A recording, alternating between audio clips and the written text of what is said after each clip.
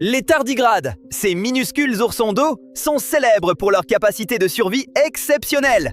Ils résistent à des températures allant d'au-dessus du point d'ébullition jusqu'au zéro absolu, soit la température la plus basse théoriquement possible, autour de moins 273 degrés Celsius. Il fait si froid à ce stade que les atomes cessent quasiment de bouger. Les tardigrades survivent aussi à des radiations extrêmes, des pressions 6 fois supérieures à celles des fonds océaniques, et même au vide spatial. Mais apparemment, il existe un environnement qu'ils ne supportent pas. Et bizarrement, ça pourrait influencer nos futures colonies sur Mars. Mais commençons par le commencement. Que sont exactement ces mystérieux tardigrades? Ces créatures, aussi appelées oursons d'eau ou cochons de mousse, sont de minuscules animaux à 8 pattes. La plupart mesurent environ 1/2 millimètre, assez petits pour tenir sur la pointe d'un crayon. Il faut un microscope pour les voir clairement. Sous grossissement, ils ressemblent à de petits oursons en gélatine bien dodus, avec des griffes. Ces petites créatures vivent presque partout sur Terre. On les trouve en général dans des endroits humides comme la mousse, le lichen, les feuilles mortes et même vos gouttières ou la terre de votre jardin. On peut aussi en trouver sur du béton mouillé, de la pierre ou même dans des plantes en pot. Mais ce qui les rend vraiment célèbres, c'est leur résistance. Ils supportent le froid glacial, la chaleur extrême, les fortes pressions, les radiations, l'absence d'air, l'absence d'eau et même l'espace. En plus d'une certaine capacité dont on parlera un peu plus tard, il existe environ 1500 espèces connues de tardigrades et ils sont là depuis incroyablement longtemps. Les fossiles montrent qu'ils existaient il y a plus de 500 millions d'années, quand la vie sur Terre était encore très simple. Ce sont des parents éloignés des insectes et des araignées, mais leur anatomie est très différente. Leur corps est plus simple. En gros, une seule section principale d'où sortent les pattes. Chaque patte se termine par de minuscules griffes ou des coussinets adhésifs qui les aident à s'agripper. Ce sont comme des crochets d'escalade microscopiques. Ils n'ont ni poumons ni vaisseau sanguin. L'oxygène traverse simplement leur corps directement. Et l'un des faits les plus surprenants, ils ne sont composés que d'environ 1000 cellules au total. En comparaison, le corps humain en compte des milliers de milliards. Et il faut bien comprendre ceci, les tardigrades n'aiment pas les conditions extrêmes.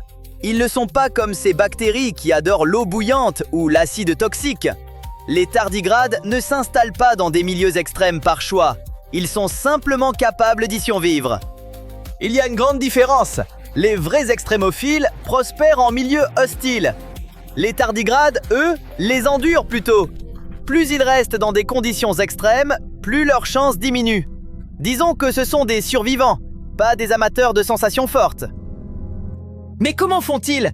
Ils ont une astuce appelée cryptobiose. C'est un mot savant pour dire qu'ils mettent la vie en pause. Quand leur environnement s'assèche, par exemple quand la mousse où ils vivent se dessèche, ou que l'eau disparaît, ils rétractent leurs pattes, se recroquevillent et forment une petite boule déshydratée appelée tonnelet.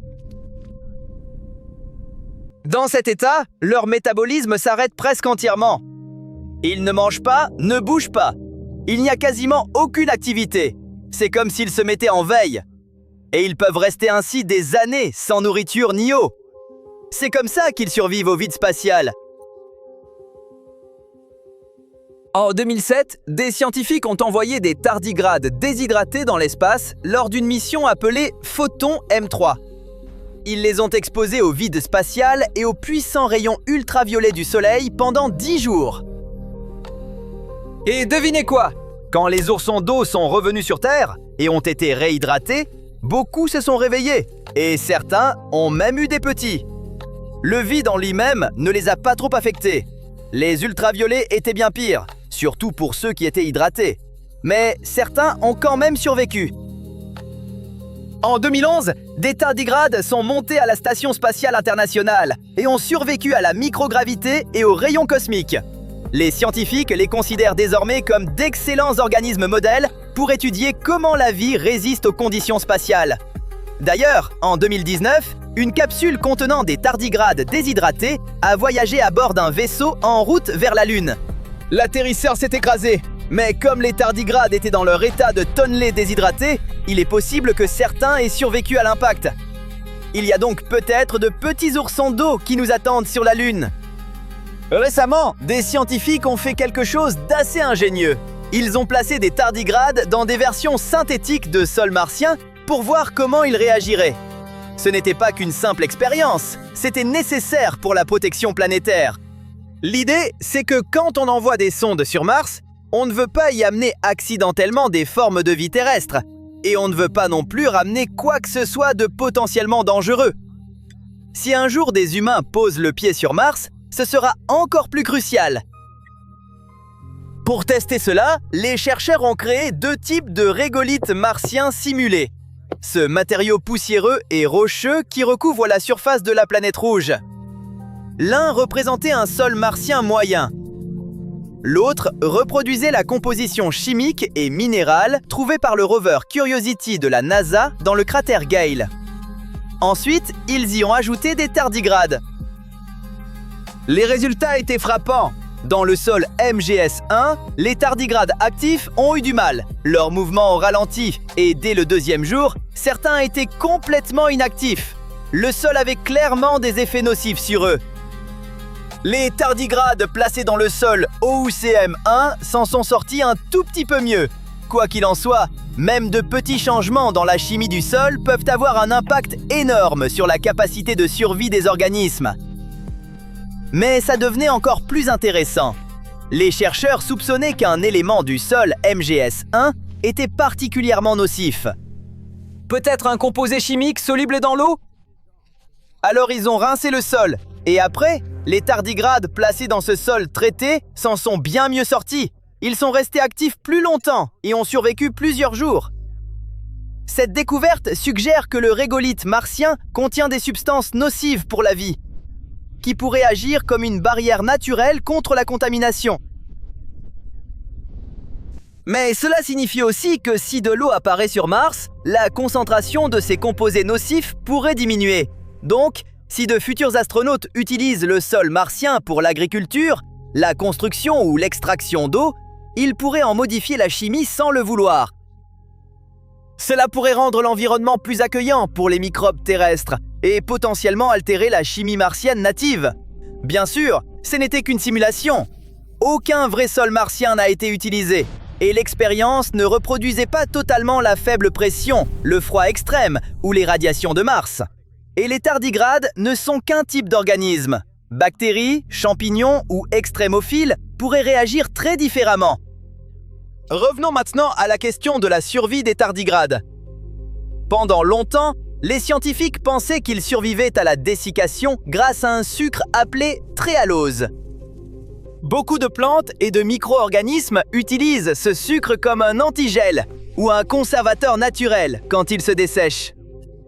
Logique de supposer que les tardigrades faisaient pareil. Mais le problème, c'est qu'ils n'en produisent pas assez pour expliquer leur survie.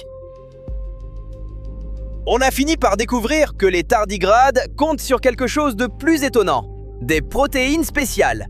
Quand ils commencent à se dessécher, ils produisent des protéines inhabituelles, sans forme fixe.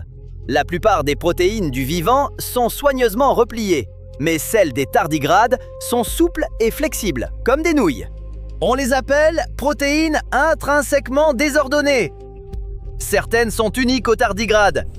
Elles semblent protéger les cellules de plusieurs façons.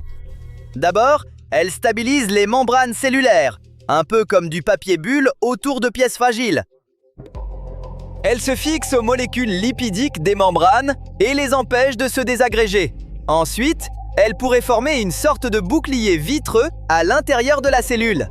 Imaginez l'intérieur de la cellule se transformant en un gel protecteur qui fige tout en place pendant que le tardigrade est déshydraté. Ainsi, rien ne s'effondre ni ne s'abîme. Tout ce processus est contrôlé par 1 ou 2 gènes.